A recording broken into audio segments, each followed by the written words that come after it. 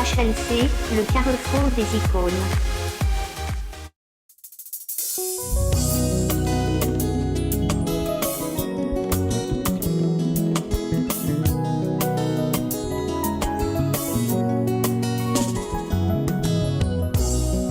Ils te feront la guerre, ils me feront la guerre, ça je sais. Mais à cause du nom de Jésus, mon Dieu, oh, je serai toujours vainqueur, toujours. Je serai toujours la tête et non la queue. Seigneur, mon Dieu, alors que les portes de l'enfer sont grandement ouvertes, et nous avons sur la terre toutes sortes d'esprits qui circulent ci et là. Shalom, peuple de Dieu. Que le Seigneur vous bénisse. Je voudrais partager avec vous une inspiration autour de l'épître de Paul à Timothée, 2e chapitre, 3e chapitre, du verset 1er au verset 5.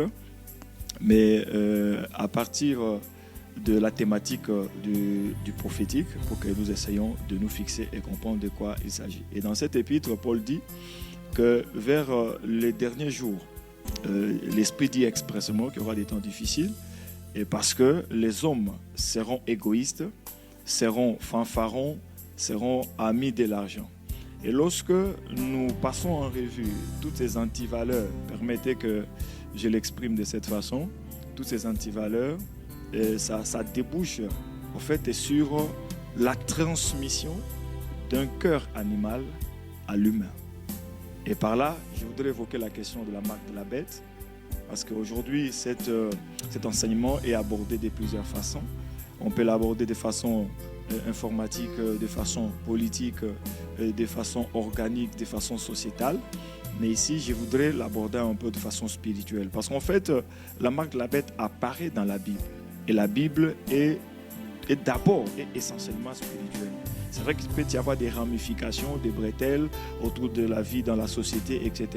Mais là n'est pas vraiment le problème. Le vrai problème, c'est au niveau de la spiritualité. Et voilà pourquoi j'aimerais évoquer le texte, ou le passage de Paul, quand il dit que les hommes seront. Mais lorsque vous lisez ces éléments, ces antivaleurs, tous nous comprenons que c'est vraiment une transmission. C'est une modification, en fait c'est un changement de cœur humain au cœur animal.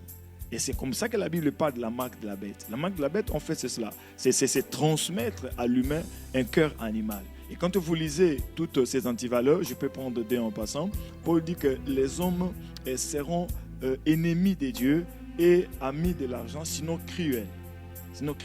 Et ça fait partie de la marque de la bête. Ça veut dire que c'est ce caractère qui va aux antipodes de toute la philosophie de Dieu, s'il faut l'exprimer comme ça, de toute la parole de Dieu. Et dans la marque de la bête, les hommes, quand Paul dit que les gens seront ennemis de Dieu, et c'est ce que nous sommes en train de voir. Et même dans certaines, pour ne pas parler de toutes les constitutions, dans certaines constitutions, que ce soit les lois organiques, que ce soit les lois additionnelles, vous êtes en train de remarquer, nous sommes tous en train de remarquer que petit à petit, les organisations sont en train de se reconfigurer vraiment aux antipodes de la volonté de Dieu. Et petit à petit, la parole de Dieu est en train d'être annihilée, est en train d'être chosifiée, d'être vilipendée dans les systèmes. Vous savez, avoir certaines constitutions, lorsque par exemple on va consacrer l'homosexualité. Je respecte les opinions des uns et des autres, mais personnellement, et par rapport à ma conviction biblique, je ne considère pas l'homosexualité comme un fait du développement. Quoi qu'on peut dire, bon voilà, c'est reconnu dans certaines constitutions, nous le savons. Mais je ne considère pas comme un fait de développement, dans la mesure où l'homosexualité ne développe pas premièrement tous les hommes, deuxièmement tout l'homme. Donc c'est une antivaleur. Mais c'est consacré dans des constitutions. Alors que Dieu, dans la Bible, tous nous sommes censés ignorer parce que ça fait partie des commandements élémentaires et tous nous savons que Dieu a interdit ces choses-là dans la Bible. Mais l'homme arrive quand même à ce stade-là. C'est pour dire que le mystère de l'iniquité, en collaboration avec la marque de la bête, est déjà en train d'agir. Donc ici, c'est dire à l'Église de faire attention. Et partout, nous verrons ces choses. Partout, nous serons en face de ces situations.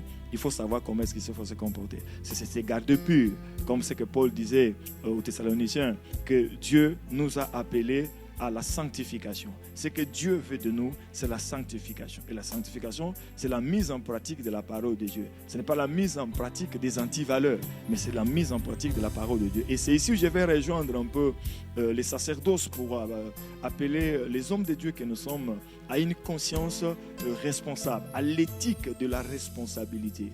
Savoir le temps dans lequel nous vivons, on n'est pas autorisé à prêcher n'importe quoi. Si aujourd'hui il y a la paupérisation de la foi, le ministère de l'iniquité est rentré dans l'église, c'est nous, les hommes de Dieu, qui avons fait rentrer cette histoire-là dans l'église. Qui avons autorisé à cette histoire de rentrer dans l'église parce qu'étant des gardiens de la doctrine, étant les gardiens au fait de l'autel, c'est nous qui sommes censés veiller. Nous sommes des sentinelles de l'église. Alors si ces choses se sont retrouvées dans l'église, c'est que quelque part ça a trouvé une brèche à travers l'exercice de notre ministère. Et voilà pourquoi je vais dire qu'aujourd'hui, s'il faut se tenir à la chair, s'il faut prêcher, s'il faut enseigner, il faut savoir quoi enseigner. Il faut savoir quoi dire au peuple de Dieu. Et aujourd'hui, les besoins de Dieu, les besoins surtout dans les cœurs de Dieu, c'est que le peuple de Dieu entende la parole de Dieu, entende les fondements apostoliques et prophétiques et non autre chose. Alors ici, pour terminer, je me dis que la marque de la bête, elle est déjà là, elle est en train de circuler. Mais comme la Bible dit que Dieu est l'ange gardien, ou l'ange de l'Éternel qui campe autour de ceux qui les craignent et les arrache du danger, l'Église est épargnée à cette marque. Et en condition que l'Église demeure dans la saine doctrine, demeure dans la parole de Dieu. Les apôtres nous ont laissé la parole, ils nous ont laissé un schéma. C'est question de faire seulement recours à ce schéma, à cette parole, nous n'allons pas nous embrouiller. Mais si nous allons nous laisser faire par certaines choses que nous sommes en train de vivre dans le monde actuellement, et ça ne pourra pas arranger la position de l'Église. Donc la marque de la bête est réelle, elle est là, spirituellement, elle est en train d'agir.